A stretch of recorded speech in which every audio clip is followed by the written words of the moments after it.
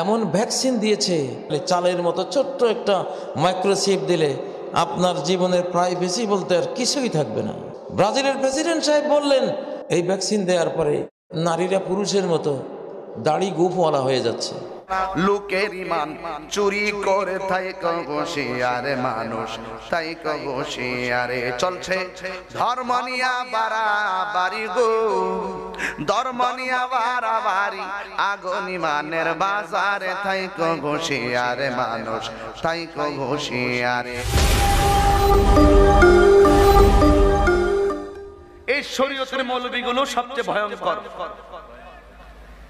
যাদের মধ্যে শরীয়ত আছে মারফত নাই, এরা হইল ফাসিক। যাদের কাছে মারফত আছে শরীয়ত নাই, এরা হইল কাফের। কিন্তু যদি তুমি মুমিন হতে যাও, দুটোটাই তোমাকে জানতে হবে। কথা বলেন ঠিক কি না বলেন? ইলম দুই প্রকার, ইলমে জাহির, ইলমে বাতিন। কথা বলেন ঠিক কি না? তো তুমি মনে করো না মাদ্রাসায় শিক্ষা এটা একটা শিক্ষা শরীয়ত জাহির, কিন্তু বাতিনি শিক্ষা তুমি অর্জন করবা, তোমাকে যেতে হবে সেই বাতিনি ইলমের যিনি শিক্ষক, তরিকতের মাস্টার যারা, তাদের কাছে যেতে হবে। কথা বলেন ঠিক কি না বলেন? তো ইলমে গায়েব একটা বাতিনি বিষয়। এই সমস্ত বিষয়গুলো জানতে গেলে খুব নাক কান চোখ খোলা রেখে একদম না দেখেই বিশ্বাস করে ফেলাই দিব। আল্লাহর নবীর গায়েবের জ্ঞান জানাইছেন, যা জানছেন রাসূল জেনেছেন, কতটুকু জানাইছেন আল্লাহ জানে, কতটুকু জেনেছেন রাসূল জানে। কিন্তু গায়েব একটা আকীদার পাঠ, এটার উপরে তোমাকে বিশ্বাস স্থাপন করার নামই হলো ঈমান।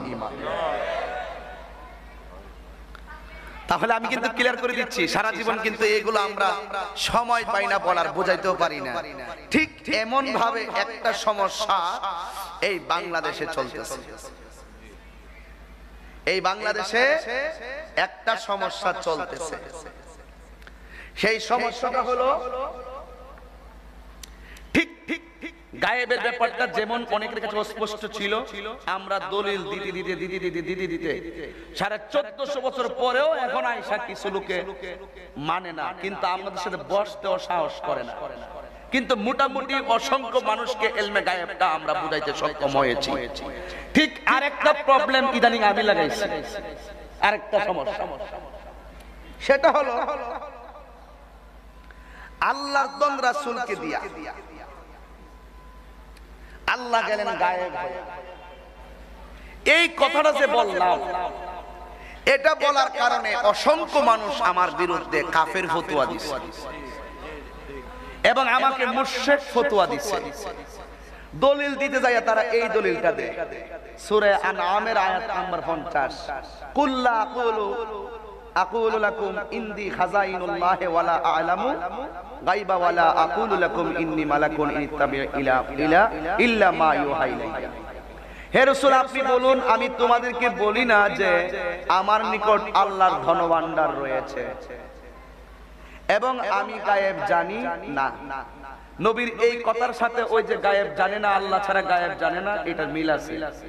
কিন্তু এই গায়েব জানে না মানে হলো সবকিছুর গায়েবের মালিক আলিমুল গায়েব একমাত্র আল্লাহ। আর রাসূল বলছেন, আমি এটা বলি না যে আমার কাছে আল্লাহর ধনভাণ্ডার আছে।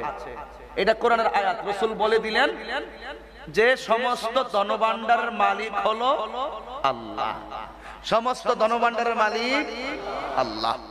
এটা কিন্তু আমরা মানি, আমরা মানি। আর কিছু লোক অপব্যাখ্যা করতেছে, আল্লাহর যত ধন আছিল সব নবীরে দিয়ে আল্লাহ খালি হয়ে গেছে।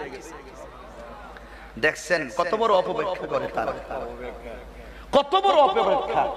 আমি বলছি আল্লাহ গেছেন গায়েব হইয়া। রাসূল আল্লাহকে দেখছে কিনা? যতক্ষণ দেখেছেন। এরপর আল্লাহ কি দৃশ্য না অদৃশ্য?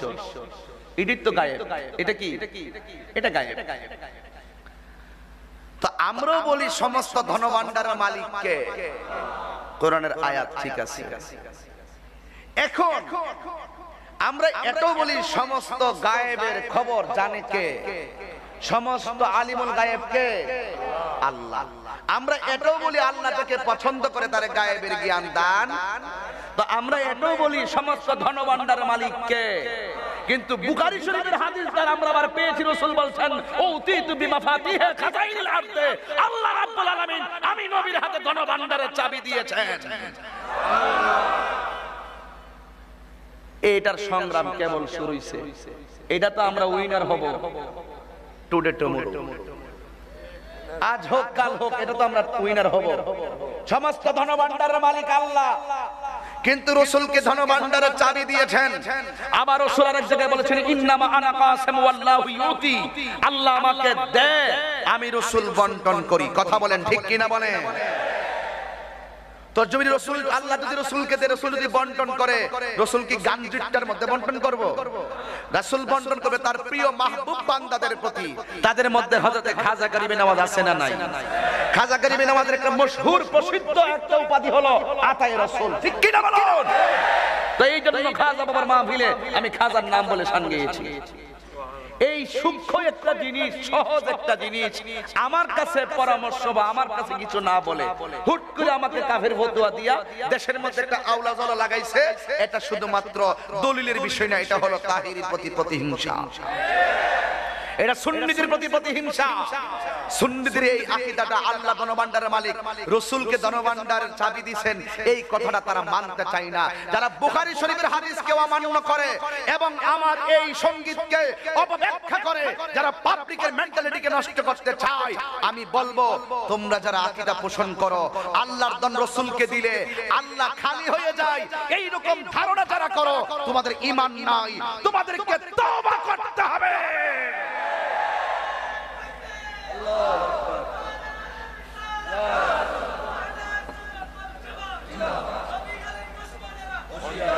তোমাদেরকে তওবা করতে হবে। আমরা মনে করি আল্লাহর ধনভাণ্ডার থেকে যদি আল্লাহ যা মনে চাই তা রাসূলকে দিয়ে যায়, আল্লাহ খালি হয়ে যায় না, আল্লাহ পাক খালি হয়ে যায় না, আল্লাহ পাক ফকির হয়ে যায় না, আল্লাহ পাক হারিয়ে যায় না। আমরা মনে করি আল্লাহ প্রদত্ত রাসূলুল্লাহকে যতটুকু ধনভাণ্ডার দেওয়ার রাসূলকে দিয়েছেন, কতটুকু দিয়েছেন আল্লাহ জানে, কতটুকু রাসূল পেয়েছেন আমার রাসূল জানে। ঠিক গায়েবের মতন একটা বিষয়, সেম গায়েবের মতো একটি বিষয়। এই বিষয়গুলো যারা বুঝে না এরাই সমাজের ভিতরে সাধারণ পাবলিক রে দ্বন্দ্ব লাগে। আমার প্রশ্ন হলো, আমি যেই সঙ্গীতটা গেয়েছি এটা 26 বছর ধরে মাঠে ময়দানে অনেকেই বলতেছে, ওই মৌলবীরা এতদিন ফতোয়া ছিল কই? যেই মাত্র আমি বললাম ডাইরেক্ট আমারে কাফের ফতোয়া দিছে, মুশরিক ফতোয়া দিছে। তাদের ফতোয়া আমার কাছে কলা পাতা, তোদের ফতোয়া আমার কাছে কলা পাতা। সাহস থাকলে 3 দিনের ভিতরে চ্যালেঞ্জ গ্রহণ কর, রাখাইবা না? আমার ইমেজটা অনেক ভালো আছে, আমি সর্বমহলের আলেমদের সাথে আমার একটা সুসম্পর্ক আছে। ওনারা ওনাদেরটা পালন করবে, আমি আমারটা পালন করব। তুমি যে আমার কুফর ফতোয়া দাও, তোমার 14 গোষ্ঠীর মধ্যে এতগুলা কুফরি আমার বাক্সের ভিতরে জমা আছে। এগুলা বললে তোমরা মাঠে ওয়াজি করতে পারবে না।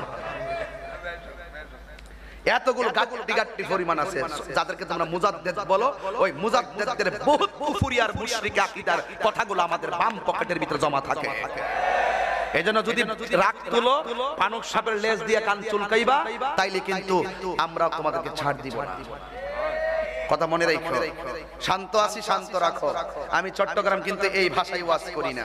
আমি চট্টগ্রাম যখনই ঢোকার চেষ্টা করেছিলাম, যখনই আসার পরে ভাবছি আমি প্রেম প্রেম বিলিয়ে দিব যতটুকু আছে। আমি চাচ্ছিলাম না যে আমি রাগ করে কথা বলবো। আমি হাসি খুশিতে ওয়াজ করতে অভ্যস্ত একটি ব্যক্তি।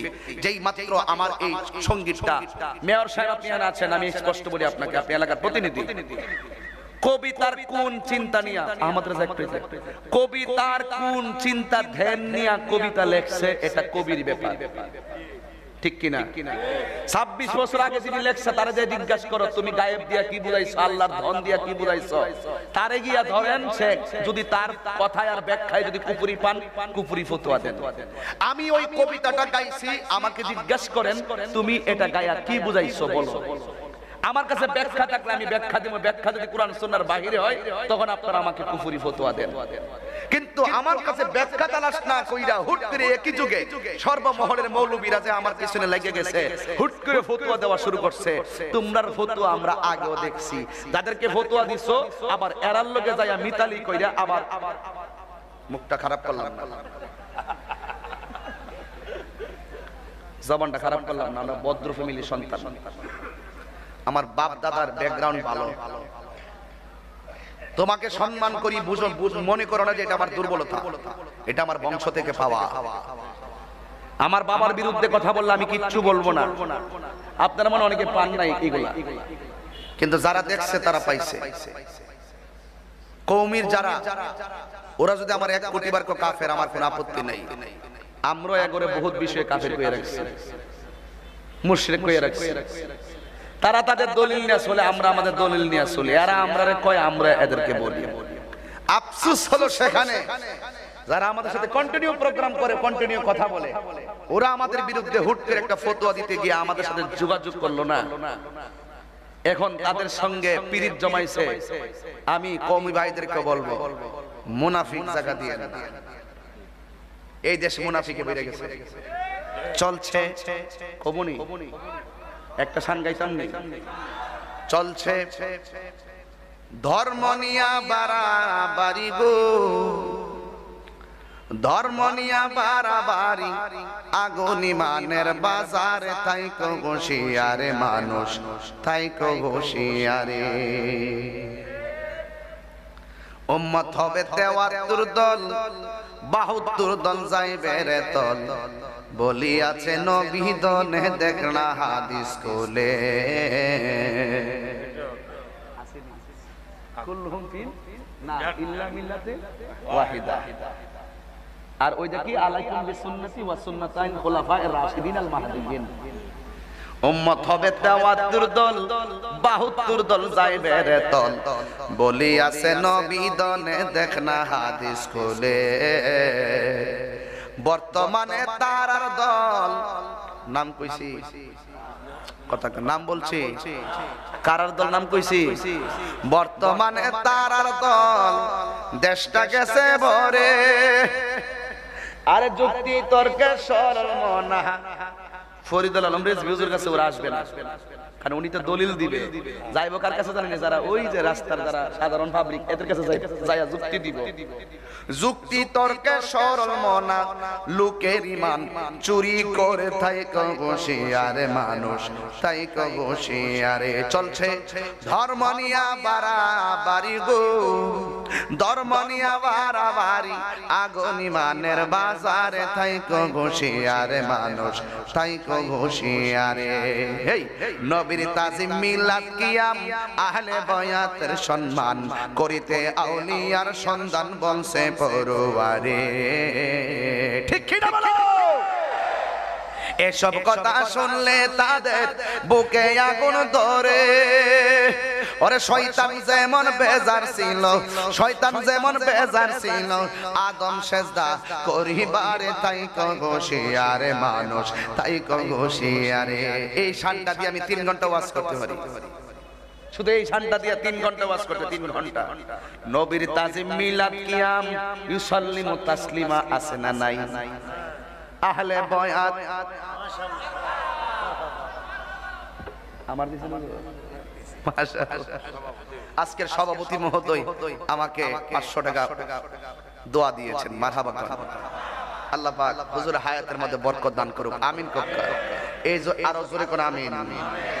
নবীর তাজিম মিলাদ কিয়াম, আহলে বায়াতের সম্মান, কুল্লা আসআলুকুম আলাইহি আজরান ইল্লাল মাওয়াদ্দাতা ফিল কুরবা।